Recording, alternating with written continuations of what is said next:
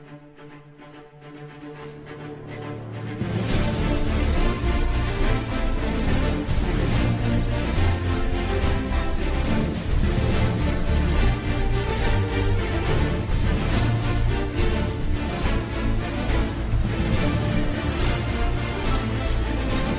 noches.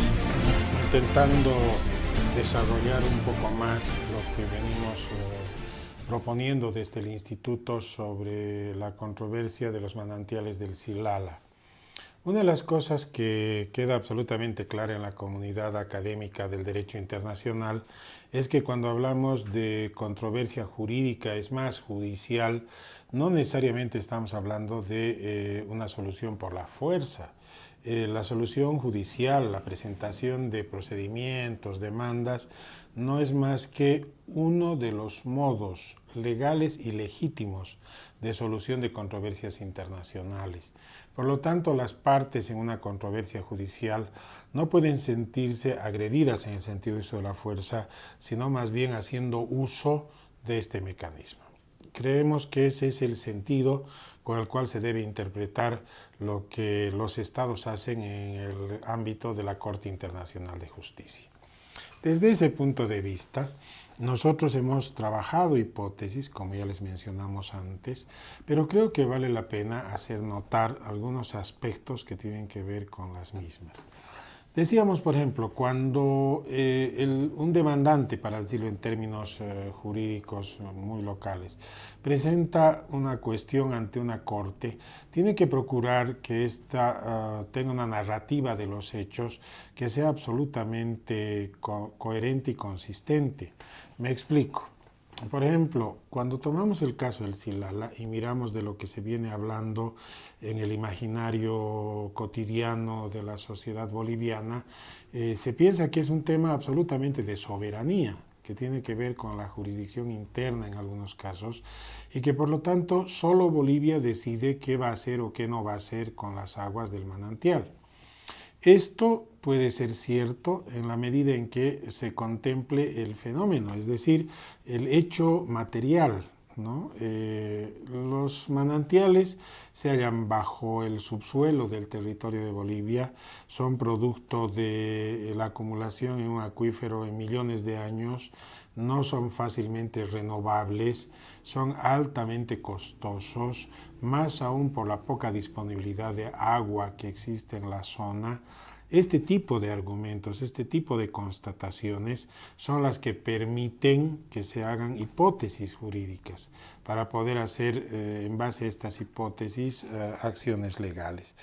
Lo mismo ocurre si se cambian un poco las hipótesis en los hechos. Por ejemplo, estamos hablando de la existencia de un río internacional en otra concepción, en algunas ocasiones hasta aceptada por ambos gobiernos. Y este río internacional, que querría decir que tiene recarga temporal en su curso de agua, etcétera, da origen a otra concepción del derecho internacional, la que tiene que ver con ríos transfronterizos o con ríos que delimitan fronteras, ¿no? Bolivia ha tenido este tipo de experiencias con el río Lauca, que tenía su curso superior en Chile y su curso inferior en Bolivia, río desviado algunos años atrás, que también puede ser objeto de controversia. Lo mismo pasa con el río Caquena, de un curso fronterizo entre ambos países. Pero eso es lo que, por ejemplo, la República de Chile menciona, todavía no reclama, sobre los manantiales y el curso de agua del Silala. Este tipo de argumento nos lleva ante una jurisdicción internacional, o sea, la Corte Internacional de Justicia, de un modo rápido, claro. Hay otras versiones más. Nosotros asumimos, en particular yo abogo, por una mirada integral del problema, porque entiendo que la sociedad contemporánea tiende a proteger el recurso natural en ambientes de sostenibilidad, ecosistemas geográficos.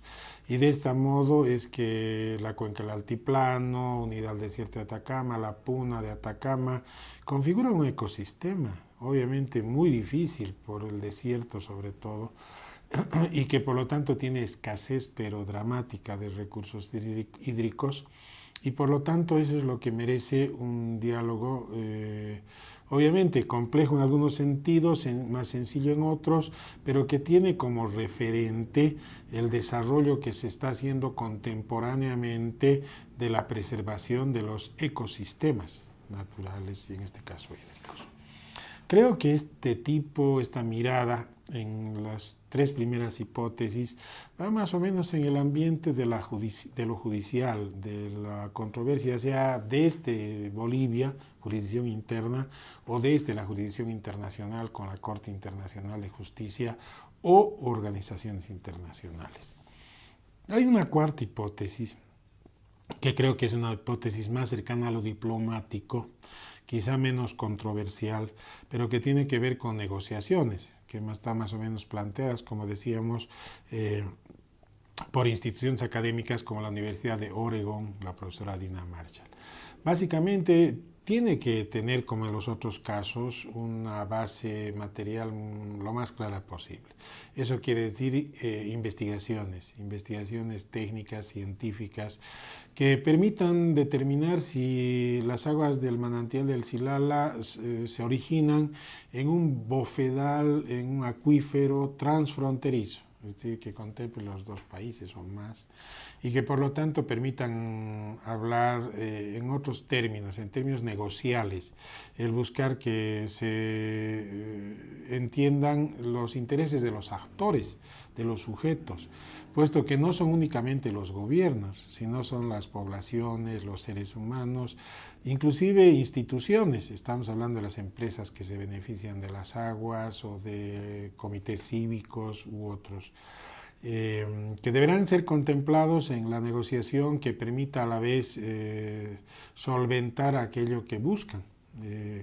Estas son las proposiciones y es sobre ellas que se pueden hacer argumentos, que se pueden transformar en discursos mejor elaborados, destinados a lograr que todos los que tienen interés en esto puedan, primero, en el caso nuestro como instituto, dialogar.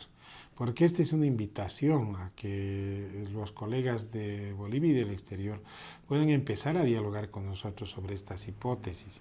Y también existe la posibilidad de que los interesados directos, los entes políticos, los gobiernos, el gobierno de Bolivia, instituciones como la recientemente creada Dirección del Silala, puedan hacerse cargo ya de la acción concreta, profesionalmente asesorada. Entonces, está hecha la invitación. Espero que al más breve paso posible tengamos respuestas, trabajos escritos, videos, que permitan que la gente del entorno nuestro, de los asociados del IDI y los profesionales y docentes de Derecho Internacional puedan ir generando conocimientos, puedan ir generando acciones que nos permitan trabajar coherentemente el tema. Muchas gracias, muy amables y hasta pronto.